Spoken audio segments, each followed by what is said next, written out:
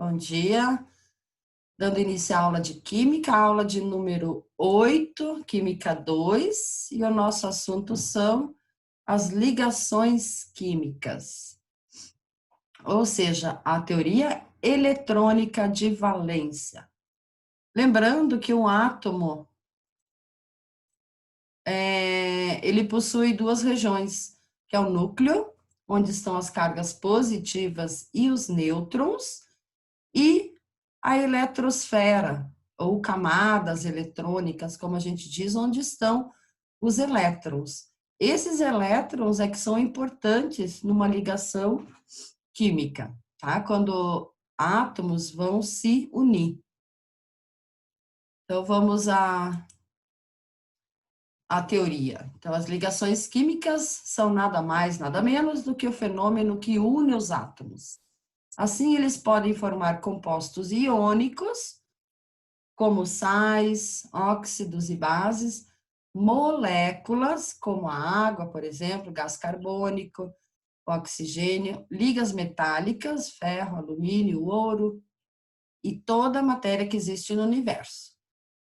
As ligações químicas acontecem na eletrosfera, daí o nome, né? Elétrons, eletrosfera, ou seja, a esfera que contém os elétrons. Não é nada físico, tá? É só o caminho que os elétrons fazem ao redor do núcleo, que é a região em torno do núcleo onde se concentram os elétrons. Mais especificamente, acontecem na camada de valência de um átomo, que é a camada mais externa. Assim, são os elétrons dessa camada de valência que vão participar de uma ligação química. Então, a camada de valência é sempre a mais externa, tá? A que está mais longe do núcleo. Porque se os elétrons têm carga negativa e os prótons positivo, carga positiva, vai haver uma atração entre eles. Aí, como os elétrons da camada de valência não têm uma atração tão forte, é eles que fazem as ligações químicas. Então, a regra do octeto, a regra é bastante importante, é fundamentada na chamada teoria do octeto, que é uma regra química simples, segundo a qual os átomos tendem a combinar-se de modo a ter cada um 8 elétrons na sua camada de valência, ficando com a mesma configuração eletrônica de um gás nobre. Então, eu coloquei aqui uma tabela que mostra a eletronegatividade dos átomos. O que vem a ser eletronegatividade? É uma propriedade periódica, quer dizer que acontece, né, de períodos em períodos, dos elementos que indica a tendência que cada um deles tende a atrair os elétrons em uma ligação química. A eletronegatividade é definida como a força que determinado átomo possui de atrair os elétrons de uma ligação covalente para si. Então, deixa eu só aumentar aqui um pouquinho para vocês verem. Esses aqui, ó, o hélio, neônio, argônio, criptônio, xenônio, radônio, são os gases nobres. Eles já têm, com exceção do hélio, todos os outros já têm 8 elétrons na sua camada de valência, por isso, muito dificilmente eles fazem ligação química. Já são elementos estáveis, né? Então, eles não precisam mais fazer ligação química. É como mostra a ilustração a seguir na formação da molécula de CO2, que é o dióxido de carbono. Veja que o carbono, que é o átomo central, esse aqui, está compartilhando 2 pares de elétrons com cada átomo de oxigênio. Os 3 núcleos desses átomos estão, portanto, atraindo os elétrons envolvidos nas ligações. Então, aqui a gente tem o oxigênio, aqui outro oxigênio. Como o oxigênio tem 6 elétrons na camada de valência, ele vai precisar de 2. Então, ele sempre vai fazer 2 ligações químicas. E o carbono tem 4 apenas, então ele precisa de mais 4 elétrons. No entanto, a força com que cada átomo atrai os elétrons é diferente. O átomo de oxigênio é mais eletronegativo que o carbono, o que significa que ele atrai os elétrons da ligação com mais força. Vou só voltar aqui. A eletronegatividade, esses elementos que estão na parte superior direita, são os mais eletronegativos, quer dizer que eles atraem os elétrons de outros elementos para próximos dele. Então, o flúor, oxigênio, nitrogênio, carbono. Então, aqui a gente tem uma escala dos elementos mais eletronegativos. O flúor, por exemplo, ele tem eletronegatividade 4. Oxigênio, 3,5. Nitrogênio, 3. Cloro, 3. Bromo, 2,5. E assim vai indo, tá? E aí existe um macetinho para lembrar. Isso é importante lembrar, porque no vestibular eles pedem bastante, tá? É importante saber que esses elementos são os mais eletronegativos, que têm a tendência de atrair os elétrons. Então, macetinho, ó. Fui ontem no clube, briguei e saí correndo para o hospital. Então, é essa sequência aqui. Essa é importante a gente lembrar. Aqui, mais uma vez, a tabela periódica. Né? Eu queria mostrar aqui. Em cada família, por exemplo, família 1A, família 2A, a família 1A, ela tem um elétron na sua camada de valência, tá? E na penúltima camada, ela tem 8. Então, se um elemento desse aqui doar um elemento para quem está do lado de cá, os dois vão ficar estáveis, porque os dois vão completar a última camada com 8 elétrons. Então, sempre é bom lembrar, família 1A, 1 elétron na última camada. Família 2A, 2 elétrons. Família 3A, 3 elétrons. Família 4A, 4 elétrons. Família 5A, 5 elétrons, 6 e 7 e 8. Então, é muito mais fácil, por exemplo, quando tiver uma ligação entre um elemento da família 7 com um elemento da família 1, é muito mais simples um átomo daqui doar um elétron para quem está do lado de cá, que já tem 7. Tá? 7 elétrons é muito difícil um átomo doar. Então, só mostrando novamente aqui as camadas, né? Então, na primeira camada, o alumínio tem 2 elétrons, na segunda tem 8 e na terceira tem 5. Aqui eles estão, aliás, 3, ele é da família 3A, então ele tem 3.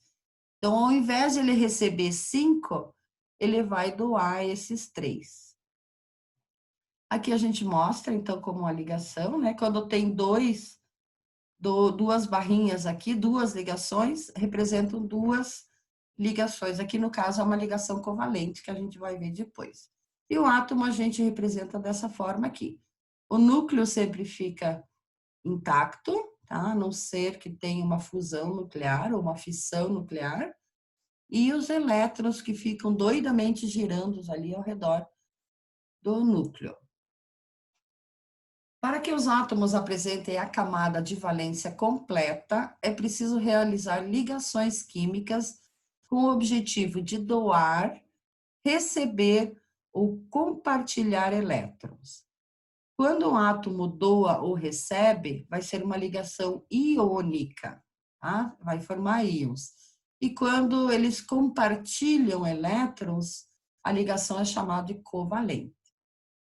Então, os átomos, aliás, tendem a compartilhar elétrons até adquirir uma configuração estável, ou seja, a camada de valência completa. Desse modo, um átomo apresenta distribuição eletrônica igual à de um gás nobre, mais próximo ao seu número atômico. Os gases nobres, né, da família 8A, são os elementos da tabela periódica que possuem 8 elétrons na camada de valência. A única exceção é o elemento hélio, que possui 2 elétrons. Quando um átomo possui 8 elétrons na camada de valência, ele alcança a sua estabilidade.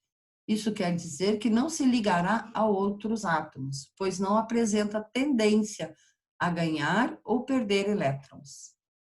E é por isso que não encontramos compostos formados por gases nobres.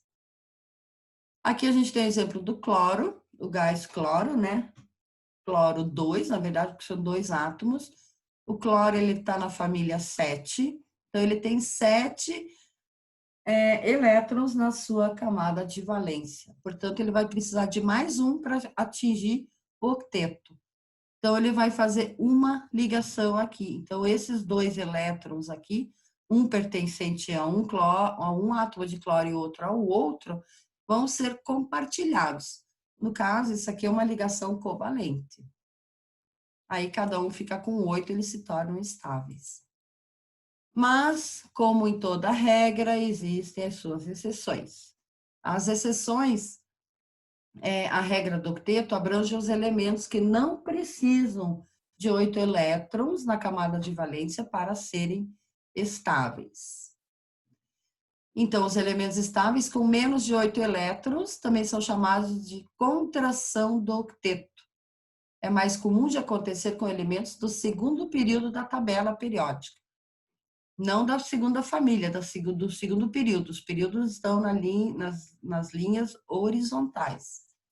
Inclui-se nessa exceção os elementos que com menos de 8 elétrons na camada de valência já tornam-se estáveis. Um exemplo é o elemento berílio. Ele torna-se estável com apenas 4 elétrons na última camada. O bório e o alumínio tornam-se estáveis com 6 elétrons na camada de valência. E aí tem ainda a expansão do octeto, que são os elementos estáveis com mais de 8 elétrons. E acontece com os elementos não metálicos a partir do terceiro período. Pelo fato de possuírem mais camadas eletrônicas, eles possuem também mais orbitais disponíveis para receber elétrons. Então, essa situação ocorre com o fósforo e o enxofre. O fósforo pode receber até 10 elétrons e o enxofre 12 elétrons. Então, os tipos de ligações químicas, existe ligação iônica, covalente e metálica, né? Então, a ligação metálica acontece entre átomos metálicos. São um tipo de ligação em que todos os elétrons são compartilhados com todos os átomos metálicos. Eles podem se mover livremente em todo o volume do sólido metálico pelas chamadas bandas de condução. São orbitais atômicos vazios muito próximos que permitem a passagem dos elétrons. Os orbitais são o caminho que os elétrons fazem ao redor do núcleo. A gente pode fazer uma analogia com a órbita da Terra, que é o caminho que ela faz ao redor do Sol. No modelo mar de elétrons, o núcleo dos átomos e os elétrons internos à camada de valência são visualizados como um íon positivo. Os elétrons ao redor, livres como no mar, são os elétrons da camada de valência. Então, são exemplos sólidos metálicos puros como ferro, cobre, alumínio, ou ligas metálicas como a liga ouro, que é utilizada em joias, que eles misturam ouro, prata e cobre, o latão, que é o cobre e o zinco, e o bronze, que é o cobre e estanho. E existem outras ligas metálicas ainda. Então, elas se apresentam dessa forma. A cada círculo aqui representa um metal. Então, núcleo positivo e o mar de elétrons aqui, que são móveis. Na ligação iônica. Ligação iônica é uma atração eletrostática entre dois íons. Geralmente são formados pela ligação entre um metal e um ametal. Quando a diferença de eletronegatividade entre os átomos é muito acentuada, os elétrons não são compartilhados entre os átomos. Ao invés de compartilhar, o átomo mais eletronegativo, que é o ametal, né, do lado direito da tabela, atrai o elétron para si, adquirindo carga negativa. O átomo mais eletropositivo, que é do metal, fica deficiente em elétrons, adquirindo carga positiva. Então, aquele que recebe os elétrons, eles vão ficar com um elétron a mais. Por isso que a gente diz que ele fica negativo. né? E se o átomo perde um elétron, ele vai ficar com uma carga positiva maior no núcleo, ou seja, ele vai ficar eletropositivo. Então, são exemplos NaCl, que é o cloreto de sódio, cloreto de lítio, fluoreto de sódio, brometo de sódio, cloreto de potássio e assim por diante. Então, um átomo com baixa eletronegatividade vai haver a formação de um íon positivo, que é chamado de cátion. Um átomo com alta eletronegatividade ocorre a formação do íon negativo, que é chamado de ânion. A atração eletrostática entre cátions e ânion vai dar uma substância iônica ou um composto iônico. Lembrando que quando um átomo não está fazendo nenhuma ligação química, o número de cargas positivas no núcleo é a mesma que o número de cargas negativas na eletrosfera. Estou aqui mostrando o modelo cristalino, né, do sal de cozinha, o NaCl, como eles formam isso aqui. Então, é um composto iônico. As ligações covalentes são as ligações que acontecem entre os ametais. Elas são um compartilhamento de elétrons entre átomos com valores próximos de eletronegatividade. Quer dizer, eles não vão conseguir, não tem nenhum elétron que vai conseguir puxar o elétron do seu átomo companheiro, né, que está fazendo ligação ali, para si. Então, eles vão pertencer aos dois, como foi o exemplo do cloro que a gente viu antes. A maioria dos compostos existentes no universo são formados por ligações covalentes. Todas as moléculas orgânicas são formadas por ligações covalentes, com a exceção de alguns sais derivados de ácidos carboxílicos. As moléculas orgânicas são aquelas que possuem longas cadeias de carbono. Então, na imagem, vemos dois átomos de hidrogênio em seu estado neutro e sua eletrosfera. Então, lembrando que o átomo de hidrogênio tem um próton e um elétron. Aí, quando eles fazem essa ligação covalente, eles se tornam H2, que é o gás hidrogênio. Então, nas ligações covalentes, as eletrosferas das camadas de valência se sobrepõem e se unem, formando um orbital molecular. Essas ligações são muito estáveis. Então, o elétron de um átomo com o elétron de outro vão ser compartilhados, formando, então, o gás hidrogênio. Átomos com alta eletronegatividade, mais átomos com alta eletronegatividade. Então, o compartilhamento de elétrons de valência formam moléculas ou macromoléculas, que são substâncias covalentes simples ou compostos. A gente vai ver com mais detalhes cada ligação, tá? Cada tipo de ligação química. Então, as características na ligação iônica, elas formam materiais duros com altos pontos de fusão e ebulição. São capazes de conduzir corrente elétrica quando dissolvidos em água. Por exemplo, sal de cozinha. Nas ligações covalentes, as moléculas originais de ligações covalentes tendem a possuir baixos pontos de fusão, com algumas exceções. São isolantes elétricos e podem se dissolver em solventes apolares, a exemplo do benzeno. E a ligação metálica, as ligações que ocorrem entre metais possuem altíssima resistência, principalmente a atração. Além disso, contam com boa condutividade elétrica e térmica. Esses precisam ser submetidos a altas temperaturas para que haja fusão e ebulição. Então, a gente pode perceber que, né, qualquer tipo de metal, a temperatura ambiente ele é sólido. Então, interrompendo o compartilhamento e encerrando nossa gravação de hoje.